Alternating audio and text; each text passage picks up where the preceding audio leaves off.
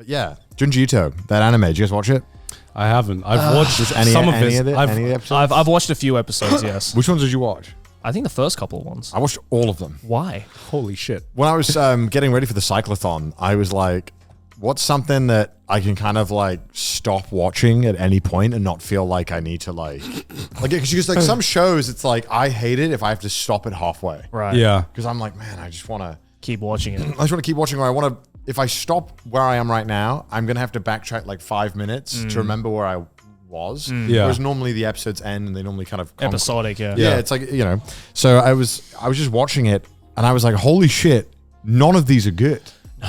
Yeah, can we just appreciate this moment where the boys have watched something that I haven't watched? But I guess the reason because you're fucking smart. yeah, Yeah, you're way better off. You're too busy watching 19 isekais. So the reason I haven't watched it is because I believe this is another adaptation that's different from the Junji Ito collection that aired like 5 years Which ago. was also shit. Is this also called the Junji Ito collection? I believe. No. It's called the Tales of the Macabre. Tales of the Macabre. Netflix. Yeah, it's on Netflix. So And like nobody fucking said anything about this. yeah.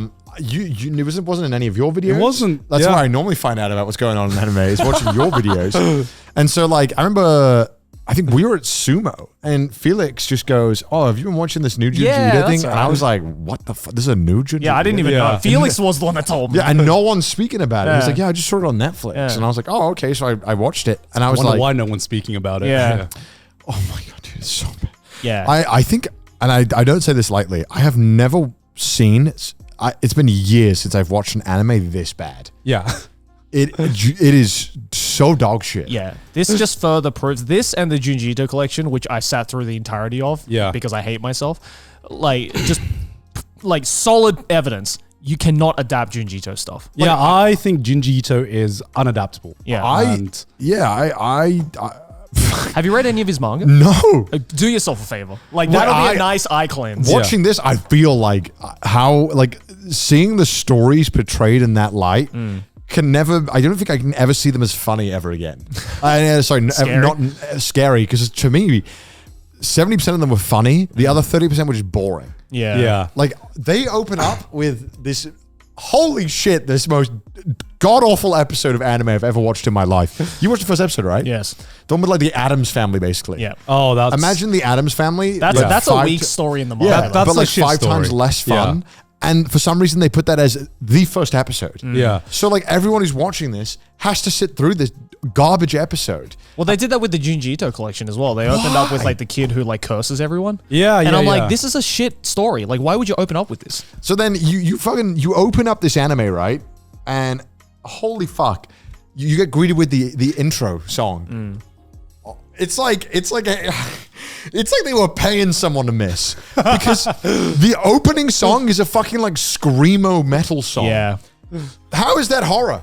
How does that at all get me in the mood for horror? Like all of Junji Ito's things, like climactic, kind of like slow build, Like quiet, right? Yeah. And it's like you have like this guy. It's like, oh no, we're gonna visit my family grave, and then he goes, get ready for the anime, yeah. And then you just start the stupid Addams Family shit, and it's not even remotely scary. It's just fucking weird. And they're like, I don't know. As a song, it's fine, but just don't. It was the worst mix and match. It makes no fucking sense. And then like I was waiting for the iconic episodes or like the iconic stories. Yeah, so one of the most iconic episodes, which you told me off camera, was the one with the balloon heads. That shit was so funny. And that is like normally looked at as one of his, that's a fan favorite story. Yeah. One of the short stories that people very much like and very much portrays the Junji Ito style. And I remember telling that to Connor. He was like, I found it fucking hilarious. Bro, because in the show, they're like, well, honey, it looks like everybody outside is being turned into balloons. And he's like, well, I'm off to work. And he just dies right away. He just walks outside and fucking dies, even though he just made an observation that there are murderous balloons outside. That's what you have to understand about Junji Ito, though. Like, I think the person who takes Junji Ito stories the least serious is Junji Ito himself. Which is why, like, like I don't know if they just misunderstood what the shit was meant to be, because like, and in the same fucking balloon thing, the whole twist at the end is like the main girl who we're following, right? So everyone outside has been, for some reason, has been turned into murderous balloons. And when you die, you also turn into a murderous balloon. Yeah. There is no more context. That is it. Nope. Yep. And they like grab you by, they have like nooses attached to the bottom of the balloons, and they just go and hang you. Yeah. I imagine it's terrifying in the manga. In the anime, it's fucking It's funny as fuck. unsettling in the manga. Yeah. It's like his stuff isn't terrifying. Yeah. It just is just unsettling. Yeah. And 99% of that is just to do with his art, because Right. his art is in fucking incredible, right? To the point where if you don't portray, I've seen the art. It looks amazing. yeah. His art just evokes. The best way I can describe it is that it just evokes emotions, right? And unless you translate those emotions, like his like singular pen scratches that he does, the way he shades everything, there is no way to translate this still like painting that he's basically made into like an animated form, in my opinion. Yeah. Because a lot of his stories on paper are pretty ridiculous, because they're all like really absurd, which is why it was kind of fun to watch. Yeah. Because then when it was funny, it was quite funny. Yeah. Like the ending of the balloon one, to spoil it if you care. There's like It's like a 10-page short story. yeah, this girl is like trapped in, because they. You know, the geniuses of this world figured out if you just don't leave the house, you can't die. Yeah. And obviously you need to get food. Anyway, her like dead brother is like knocking on the window, being like, "Hey, I'm outside." She's like, "Oh shit, for real?" Opens the door. Obviously, it's a fucking dead body balloon, but how is the body even fucking talking? It's so fucking dumb. There was one story that I kind of liked the premise a lot, and they just kind of fucked it up right at the end. Which one? The Toontown one. Which sounds like Toontown, but in my British accent, it's Toontown. Toontown. As they called it. It's where when people die in this town, they immediately, like, you can't touch the bodies. They just turn into gravestones on the spot. Oh, yes. And it was kind of a really cool concept, because we agreed to this idea, and the main character runs over a girl. Yeah. And then he's with his sister, and he's like, "Oh my God, you should do something." He's like, "No, put her in the fucking trunk. We'll bury her." I'm like, "Oh, okay, geez." And then they go into this town, and there's just fucking gravestones everywhere. And it's so fucked. It's so fucked. And then they go to this house to meet their friend, and it turns out they just run over her sister. And then they're like, "Oh, where's our sister?" He's like, "I don't know, right, sister? We don't know." And then eventually they throw her in the well, and it turns into this shitty CGI dragon that looks horrible, like ass, and it's so fucking stupid. Oh, it's so dumb. Every time like a new Junji Ito anime adaptation comes out, there's like 1% of my brain that's like, this is the one. This is the one that's going to change it. And every single fucking time, it's just gotten worse and worse. Like, I thought the Gyo movie was bad when I first watched that. I was going to say, I think Gyo is the only decent Junji Ito adaptation. After the Junji Ito collection and this new one, I think now it makes... those was so bad, it makes Gyo look like a masterpiece. I'm going to defend Gyo, because it's not really known that it was... Tell me what Gyo is. So it's one of the long stories by Junji. It's one of the long stories got adapted into a movie. Live action? No. Animated by Studio Ufotable. What? Studio Ufotable animated a Junji Ito adaptation, and it's the best animated adaptation he's ever gotten, and probably ever will get. But I would say that the manga itself had some like incredible body horror, and that was like one of the standouts about it. You put that in an animated form, and it's not scary. It's fucking ridiculous. I'm gonna say that it's not scary. But holy shit, it was so much fun. It was so funny. So the entire concept of Gyo is basically fish start invading land, right? And how do they invade land? There are sharks and fish, and they grow robot legs. Yeah, they have mechanical legs underneath. I think I've seen the stills of this. Yeah. You've probably seen the still of like the shark with the mechanical legs entering the room. Yeah, that's a really famous shot. Yeah. So they just invade the land, and I guess fish have decided to take the earth back because they are the ones who rule the earth now. Yeah. And it's just a whole movie about fish terrorizing people on land with mechanical legs. Some scientists try to do some wild experiments, and it goes wrong. Yeah. Goes wrong. And it's just turn your brain off popcorn fun. I had a good fucking time watching that. It was like watching a bee. I should have fucking watched that. Yeah. Was it scary? No. Was it hilarious? Yes. There was one that was kind of scary, a little bit. What's the one with the where they peel the skin off. Oh, that one. I can't remember what that was kind of called. That was kind of well sounds done. Fucked, yeah. Yeah, because like they find out from some, of course it's always an archaeological site where they move some body, and then it turns out that she just has like 26 layers of skin. Yeah. And then she like ages or something. Like it's like one for every age. Yeah. And then her mom is like fucking obsessed with her being like young again. So she starts tearing off her daughter's face. Ugh. Yeah. But it was really funny in the anime for like the first half, and then it actually got scary. Yeah, that's one of my favorite stories of his as well. But again, a lot of his is just to do with his art and the way he sets the tone of his stories.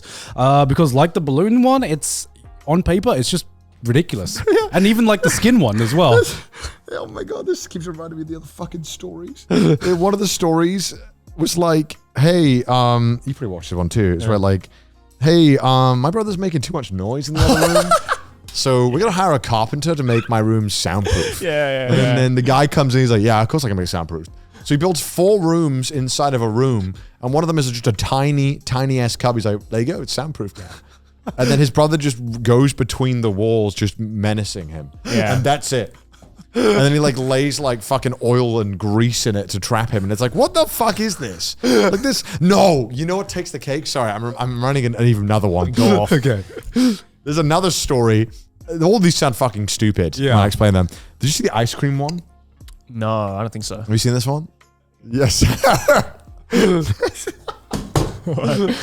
this story, and it opens up, and there's just a guy who drives an ice cream truck. And he's like, hey, kids in the neighborhood, who wants some ice cream? Yeah. And then the dad's like, no, I can't let him, I guess, ice cream. I can't let him go in the ice cream truck. And then like all the other kids are in the ice cream truck. He's like, fine, go in the ice cream truck. Kid goes in the ice cream truck. This fucking ice cream truck goes around the corner with like the worst goddamn CGI you've ever seen in your life.